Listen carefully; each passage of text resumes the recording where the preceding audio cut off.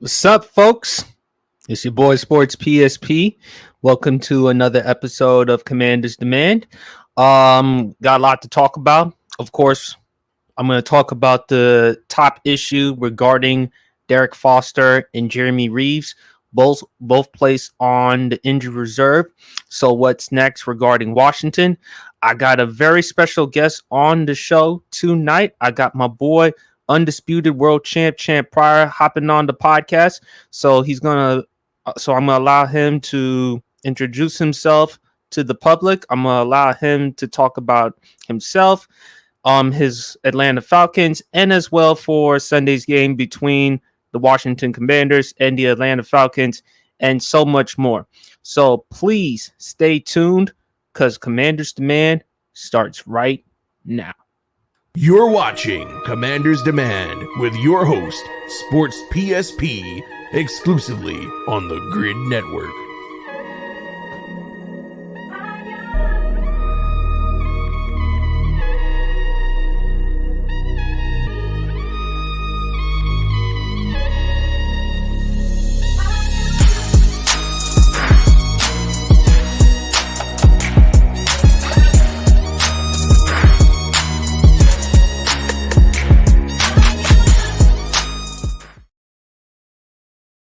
Yo, what is up, folks? It's your boy Sports PSP. Hope everyone is enjoying a fantastic Wednesday evening. One day before my 30th birthday, folks. Yeah, folks, even though I look in my 20s, but nevertheless, it will be my 30th birthday tomorrow. So I'm very happy, very excited about that. And also, I hope everyone is enjoying a fantastic Wednesday evening. Hope everyone is taking some time for themselves. You know, if you know anybody, just make sure you talk to them, call them, let them know how you're feeling. Let them know that no matter what, you're there for them because you never know what could happen. Never know what could happen. So, folks, let's talk about the Washington Commanders. You know, they're off to a 2-3 start so far. They've lost 3 consecutive games. They've lost the Buffalo Bills. They lost to the Philadelphia Eagles in week 4. And they lost to Thursday night last week against the Chicago Bears. And to make matters even worse, unfortunately for the Washington Commanders, 2 of their safeties right here, Derek Forrest and Jeremy Reeves, are placed on IR, injured reserve. And it's really bad for the Washington Commanders. And I'm reading a tweet right here from NFL Network's Mike Garofalo. Commanders defensive back Jeremy Reeves, a first-team All-Pro special teamer last year, suffered a partially torn ACL on Thursday and could miss the rest of the season, sources say. Reeves is gathering more medical opinions before making a decision on his immediate future. And also, the Washington Commanders just acquired Terrell Burgess from the practice squad. So we need to add some depth to our pass defense. First of all, it's really tough that, we lost that Forrest and Reeves are placed on IR, and it's really going to hurt us, especially for our pass defense. And our pass defense so far hasn't been playing well, and especially for Jeremy Reeves. Last year he's coming off a great year. I mean, he made the Pro Bowl, and not only that, he also made first team All-Pro this season. So he actually had a great season last year, and partially torn ACL. Who knows when he's going to come back?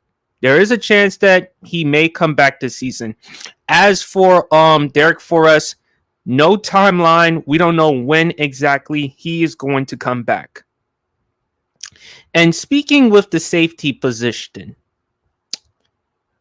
I was reading an article from Commanders Wire, USA Today, by Brian Manning. And there is a former NFL player who used to play for Washington, has voiced his opinion on social media, and he would like to play for the Commanders again. and that is one DJ Swearinger. DJ Swearinger went on Twitter on October 9th, 2023 at around 8:20 p.m. He tweeted, "Washington, no, I've been ready." Let me read you a little bit here from Brian Manning's article from Commanders Wire, USAtoday.com. Another veteran safety made his case to join Washington's roster, DJ Swearinger, who played 2 years for Washington from 2017 to 2018, went on Twitter to let the Commanders know he's ready for a return. Swearinger, who is now 32 years old, and this isn't the first time he's spoken of wanting to return. Swearinger played well for Washington, but was released late in the 2018 season after repeated public criticisms of the coaching staff. He spent time with 7 different NFL teams and played for the XFL's DC Defenders earlier this spring.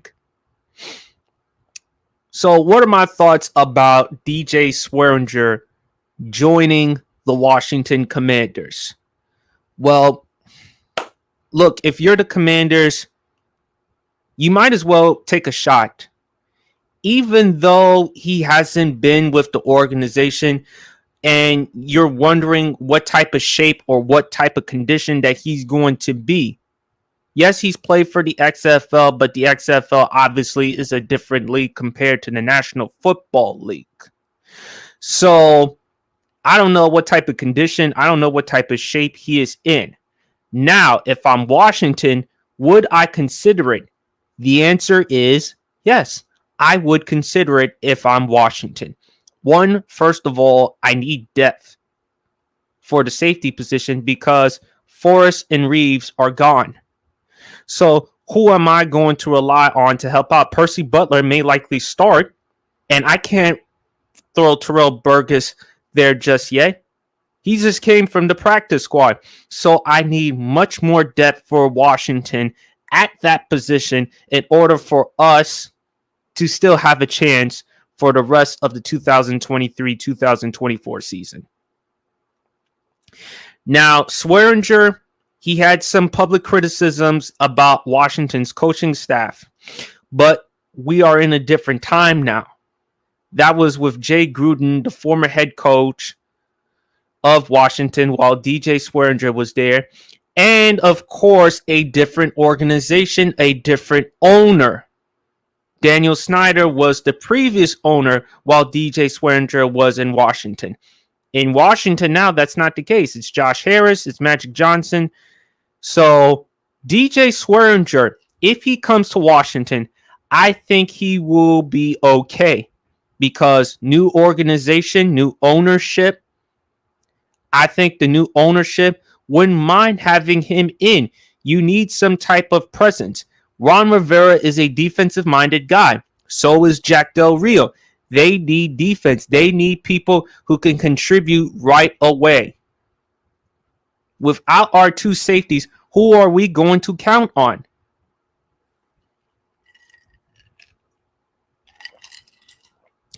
And you know, it's going to put a lot of pressure on our pass rush. Our pass rush has been doing its part this season.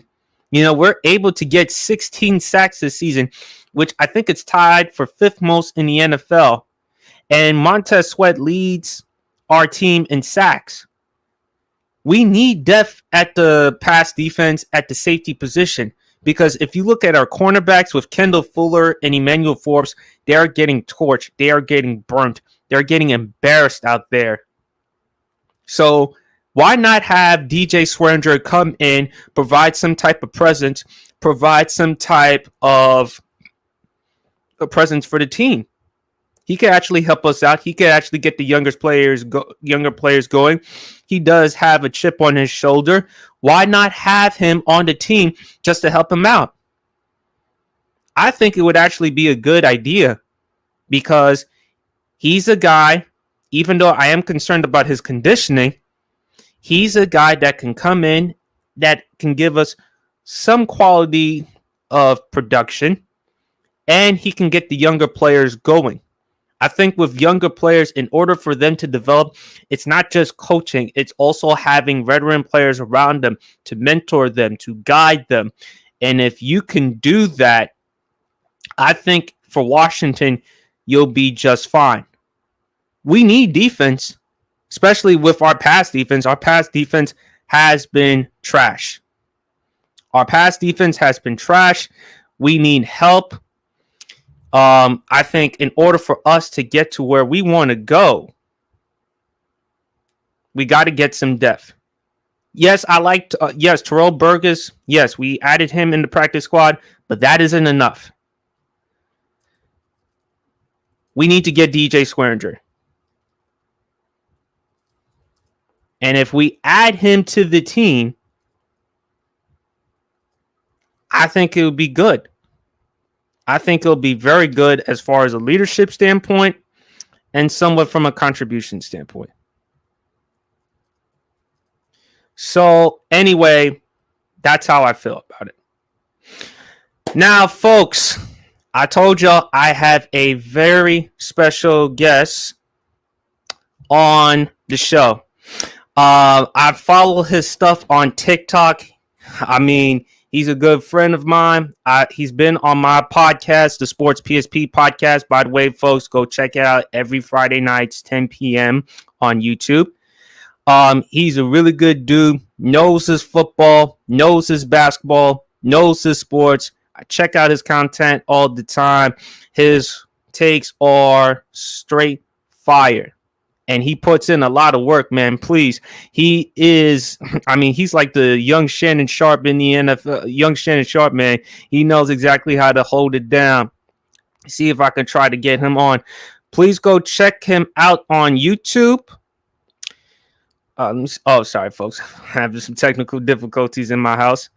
Let me see if I could try to add him on. My boy, undisputed world champ Pryor. How you doing?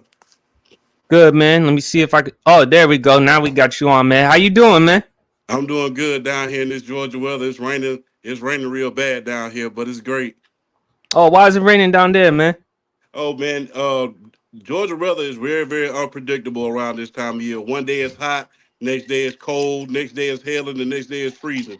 So you can't predict Georgia weather around this time of year. You can't, man. You really can't. So, man, Champ, talk to me, man. Tell us about yourself. Tell us who Champ Pryor is, man.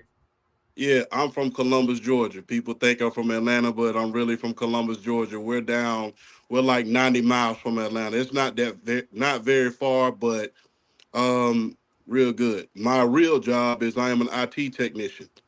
Mm, Real job, IT technician. I got into sports when I was 5 years old when I played my first tackle football game. mm, I was 5 years old. Then, as I got older, stopped playing football, went to MMA, went to boxing. I stopped boxing 5 years ago when I turned 30 years old. It was scaring my mom, so I had to stop doing it. So I literally had to stop doing it. She got tired of seeing my face get messed up, so I had to stop doing that. I joined TikTok about in 2020 during the pandemic. At first, I'm just gonna be honest with you. I started out doing some skits with my friends. Then the bright idea that to get back into sports, because I was always into sports, was given to me by my father. And that's why you hear a lot of the nuances that you see on my TikTok page. Most of that was his idea. Like when you hear the Tecmo Bowl sounds, when somebody's on the injury list, that idea came from him. So mm. all of this comes from the great Johnny Pryor. So shout out to my father, Johnny Pryor. So All so right, he man. Go yeah, ahead, man. he gave me that idea. And ever since then, the goal has been just to grow the audience, see how far we can go. At the same time, make sure that we put out great content. I try to stay as fact based as possible. I try not to. There's always going to be a little bit of opinion in sports, but I try to stay away from the hot take. But it's kind of impossible because you got to have a little bit of a hot take in sports if you're going to talk about sports. Absolutely. Um, what do you love about it? Because it seems to me like you have like a passion, you have like a love for it. I mean, anytime when I see you breaking down stuff, I mean, you did my favorite one you did was the Larry Bird take you did when Lowe said Larry Bird is not a top 10 NBA player of all time.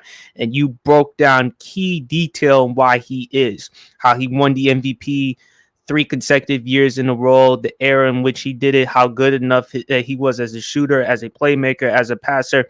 So, talk to us about that. Dude, I get my information because I sit here a lot and I watch a lot of documentaries and I go back and I research and I read a lot on these sports. It's not just YouTube. You have to take your time and dive in deep when it comes to sports. It's not just go to a YouTube video, check the box score, and that's it. You have to add context to every single thing when it comes to sports. And the reason why I'm passionate about sports is because I used to play it. Mm-hmm. Everything that I used to do, and I was an offensive lineman, but I used to break down film to a T and write in my notebook every single play. So when you are a player and you love the game, no matter what game that is, it's a plus. Absolutely. What sport would you say that you love giving your best takes? Football, basketball, boxing, MMA? I would say I got to say football. Football. There's something about football, the competitiveness, the full throttle, the full speed, all of the, and people don't, and people underestimate, excuse me, the IQ that you have to have in order to play football. Even when you're a lineman, you have to know the numbering system. You have to know where to trap, how to block, how to down block, how to trap block, how to reach block. It's more to it than anything you could ever imagine. It's easy for us, and people always call sports commentators or content creators armchair quarterbacks. But when you actually have played the game and know exactly what they're talking and know exactly what to do and know exactly what you're talking about, then it's a lot easier to break everything down. So I have to say football. Okay. Speaking of football, you from Georgia, Columbus, Georgia. You are an Atlanta Falcons fan, man. How do you Hmm. feel about them? I mean, they're 3-2 this season. They're in a discussion as far as the NFC South right now. I think they're like second, tied for second in the division with New Orleans. How do you feel about them? We're only going to go as far as Desmond Riddler takes us Mm, because if he has a bad game, you notice that we always ended up losing. If he has a decent game, we end up winning. So we're only going to go as far as the offense allows us to, because the defense is on point right now. The defense is holding teams under 20 points. I don't think we've allowed a team over 20 points this entire season. And with no, the I addition, mean, oh, yeah, go you've ahead. I been doing. apologize. No, go ahead, go ahead. I'm sorry, man. And with the addition of Jesse Bates, that was a key addition. I think he's up. Depending on how our record is, I think he should definitely be a defensive player of the year candidate because he came into Atlanta and immediately paid dividends. Hmm. It's interesting that you brought up Desmond Ritter. It all comes down to him based on how the way he plays his performance. Last week against the Houston Texans, so far that was his best game. He threw for over 300 yards, 1 touchdown pass, no turnovers, and not only that, he was sacked 0 times. He Hmm. had 0 sacks. I mean, right now he's like the fifth most sacked quarterback in the NFL. How do you feel about Desmond Ritter?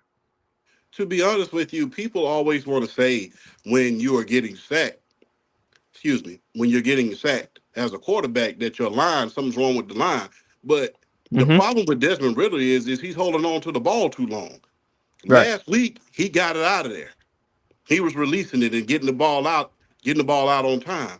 So as he's getting the ball out on time, there's very, very little room for you to make mistakes. When you're holding on to the ball too long and the pressure's getting to you, of course you're going to force a throw when you don't need to. So that was the biggest difference between his previous games and the game he played last week against Houston. He's not holding on to the ball to the very, very last second and trying to force something. All right. How do you feel about Bijan Robinson? This is a guy Atlanta who drafted very high, top 10 in the NFL draft, first running back taken off the boards. Definitely in the discussion as far as offensive rookie of the year. I mean, with Atlanta, they like to run the football. That's what they love to do best. How do you feel about with Bijan Robinson, and how do you feel about your other running backs on the team? I think that's the heart. To be honest with you, people are always going to say the quarterback is the most important position. But if you ask me, those two running backs are the heart of the Atlanta offense right about now. And to be honest with you, I'm glad that they have it in a two-back system at this point because not to bash my Atlanta Falcons, but Atlanta Falcons fans know this to be true. Atlanta will run a running back into the ground. If you don't believe that, ask Michael Turner, ask William Andrews, and ask one of the greatest running backs to ever play for Atlanta, and Jamal Anderson. They will run you into the ground in Atlanta as a Dirty running back. Bird. Yeah, they will run you into the ground as a running back. So I'm glad they have the two-back system.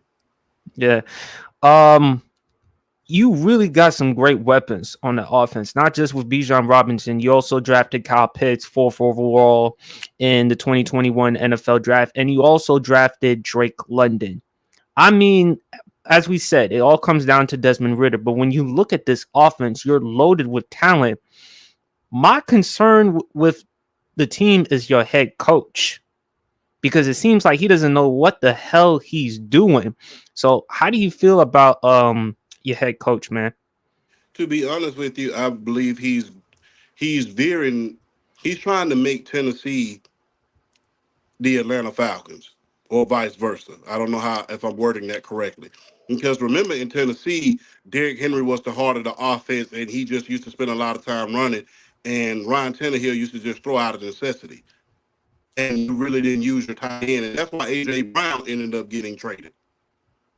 So that is the whole thing. They're not really stretched.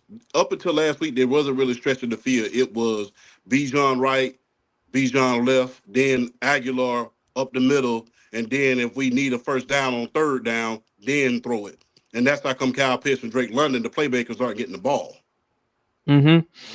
Arthur Smith, the head coach that we discussing. Yeah, I just think he hasn't done his part as far as opening up the playbook, being more creative as an offense. It looks like in Tennessee, he's trying to do things in Tennessee. Well, that's completely different when you don't have, even though we like Bijan Robinson a lot and he's great so far, but he's not Derrick Henry. And you have much more offensive talent than what you previously had in Tennessee. So I think in order for him to develop, in order for him to work, he's going to have to be more creative as an offensive player, offensive caller. Last quick before we get into Washington, do you trust Arthur Smith and do you trust that the Falcons can actually win the division this season? Maybe not win the division, but at least make the playoffs this season, and that's the goal.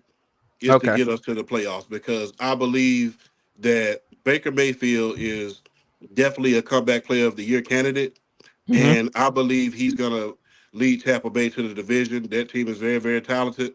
And I just believe that they will win the division. But the goal is for Atlanta to at least get to the playoffs this year. If we don't get to the playoffs, it's a failed year.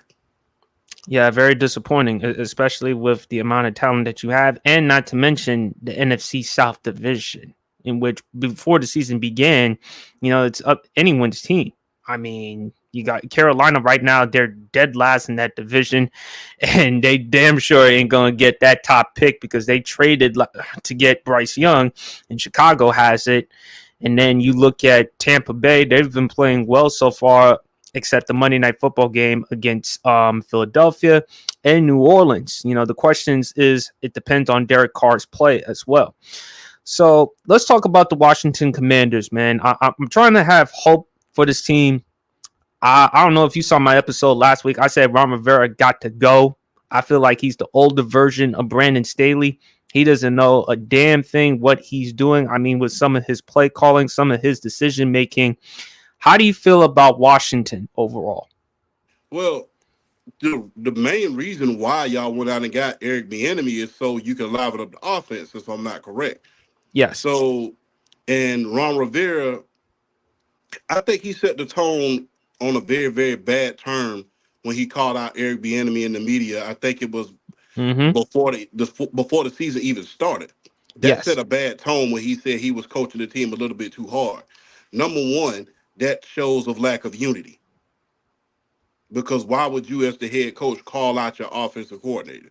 You don't see, even though, even though Matt, I think his name is Matt Canada from the Pittsburgh Steelers. Yes. He is doing terrible so far. But not once have you seen Mike Tomlin come out of the media and call him out. Now, he did say changes need to be made, but as far as calling out your offensive coordinator, that shows lack of unity. So he set the tone at a bad tone very, very early in the season when he did that. Secondly, Yeah. I believe that he thinks that he's still, much like he did in Carolina, trying to remake this team into the '85 Bears, and that's just not going to happen. That's just not going to happen. I believe all those old Chicago Bears close, including Mike Singletary, tried to do that. You're not going to recreate the Chicago Bears of 1985 in this modern day era. It's just not going to happen. Now that pass rush is good. Montez Sweat, Chase Young, those guys are great.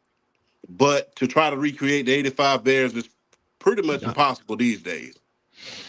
Yeah, very much so. And yes, I think not only Ron Rivera lacks unity, he also lacks awareness because I feel like he doesn't understand the things that comes out of his mouth that not only are detrimental to to himself but also as well as the team.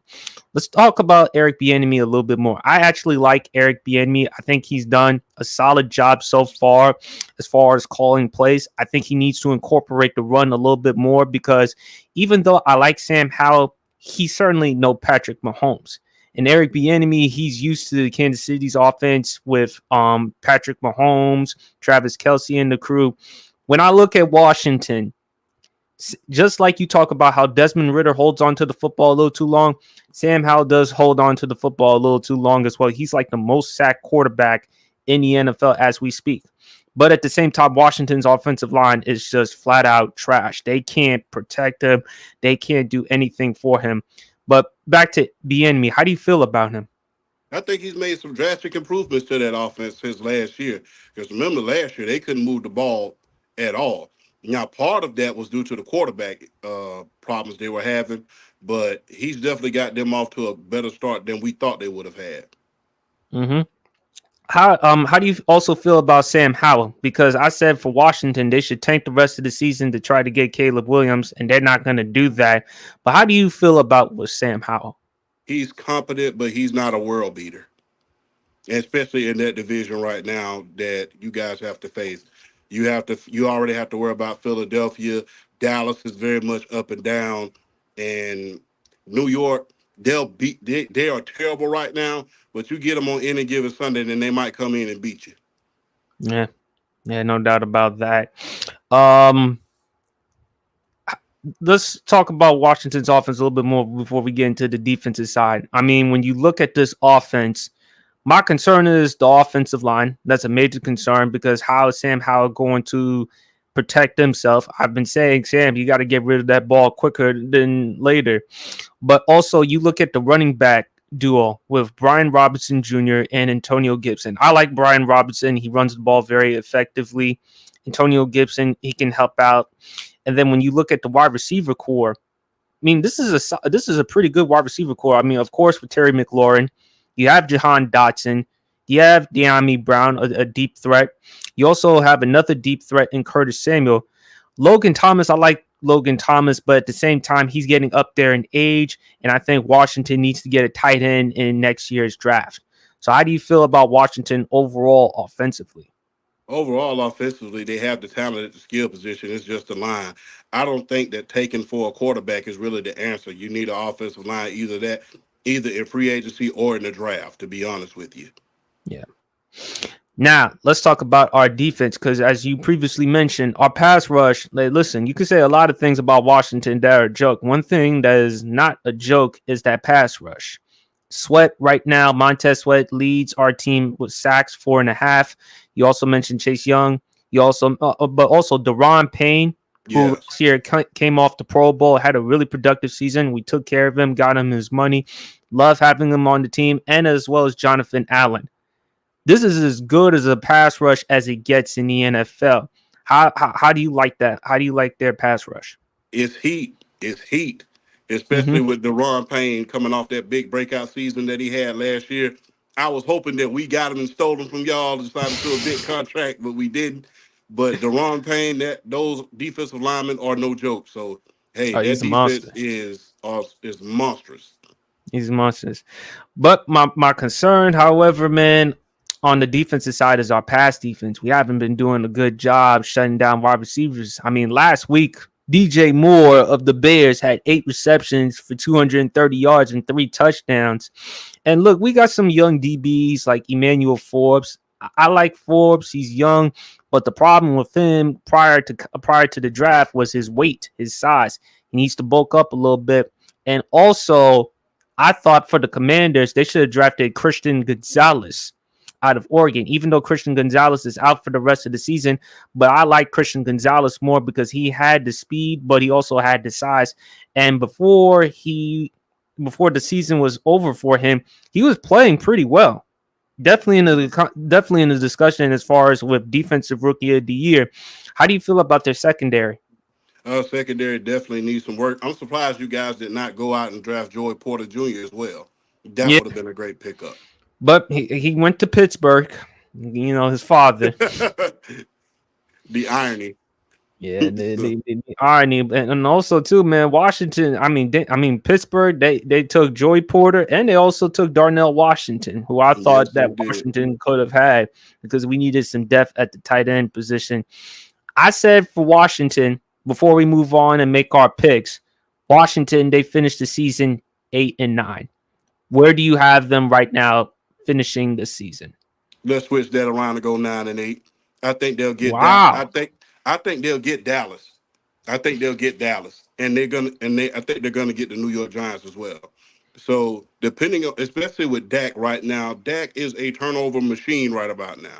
So depending on how quick that pass rush can get to him, he'll throw you at least one or two of them a game. Mm, mm. Now you have them going 9-8 this season. 9-8 this season. Do you see them finishing second or third? They'll finish. This is a hot take. They'll finish second behind Philadelphia. Wow. Dallas Oh, defense is good, but Dak, I do not trust him at this point. He's turned over the ball, and the irony of that, he's not receiving criticism in the media like previous Dallas quarterbacks would have received, like Josh Allen mm. is received, like Josh Allen is receiving when he first had that 3 interception game. So he's not getting a lot of criticism in the media like he should be, and if you ask my opinion.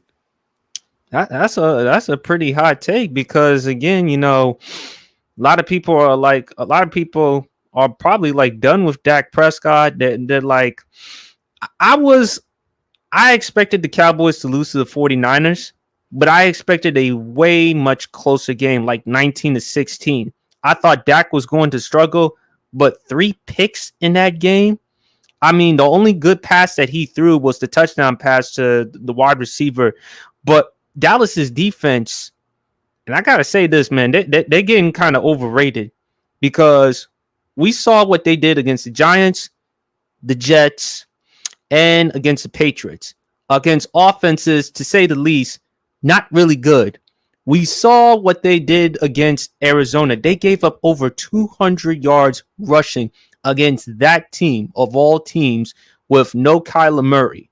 And we saw what happened to them. Now, in fairness, it was the San Francisco 49ers offense. Kyle Shanahan is as good as a play caller as it gets. Micah Parsons had a long night going up against Trent Williams, who, by the way, is an OU dude. Love me some OU. So it's going to be long, but you got Washington finishing second over Dallas. I mean, that's shocking because prior to the season, I actually had Dallas finishing the division as number one because it's hard for a team in that division to win it back-to-back years.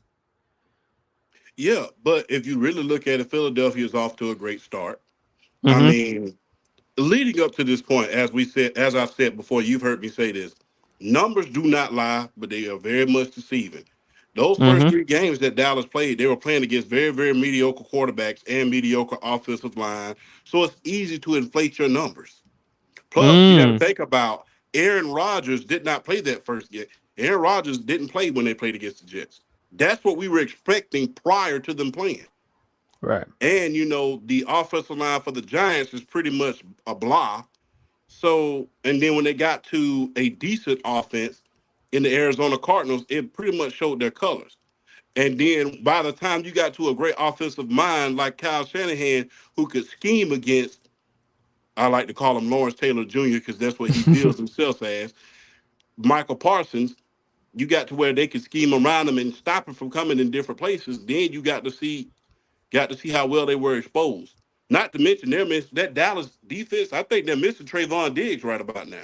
Yeah, they are. They They're damn missing sure are. Trayvon Diggs. So that's a big part of your defense or your cornerback. All right. But anyway, man, last thing before we wrap up the show, our picks. Who you got winning on Sunday between the Commanders and the Falcons? I know where you're going with. Rise up, baby. I'm going with the Atlanta Falcons. But it's gonna be a close one. It's gonna be a real, real close one. It depends on, and I believe y'all are gonna be right in Desmond Ritter's face all day. So it's gonna be a close one. I'll give it 23-20. I'm going to go with the Falcons in this one. I'm going to go say 17-13. I think it's going to be a very defensive-oriented game. I think Ritter's going to have some struggles going up against that pass rush. But as long as he takes care of the football, I think he'll be fine. On the flip side, however, Atlanta's defense, I mean, they're actually pretty good. They're like 10th or 11th in team defense. So they've been playing very impressively so far. It all comes down to me how they protect Sam Howell, how Sam Howell's going to play. Because there are some games he plays well and there are some games he plays bad. So I see Washington losing this one 17-13. Because I still can't get over what happened against the Bears. I'm sorry. I still can't get over that stuff, man. But anyway, folks, that concludes the rest of Commanders Demand. Appreciate my boy, Champ Pryor, Undisputed World Champ, for hopping on. Tell them where to follow you, my dude. Undisputed World Champ on TikTok. I'm also on Instagram as well. We're trying to build that audience at World Champ 2.0. All right. And you will definitely see him always whenever on the Sports PSP podcast. Go check it out every Friday nights at 10 p.m. on YouTube. But anyway, folks, it's your boy Sports PSP. Please go like and subscribe to the Grid Network. And we is out. Peace.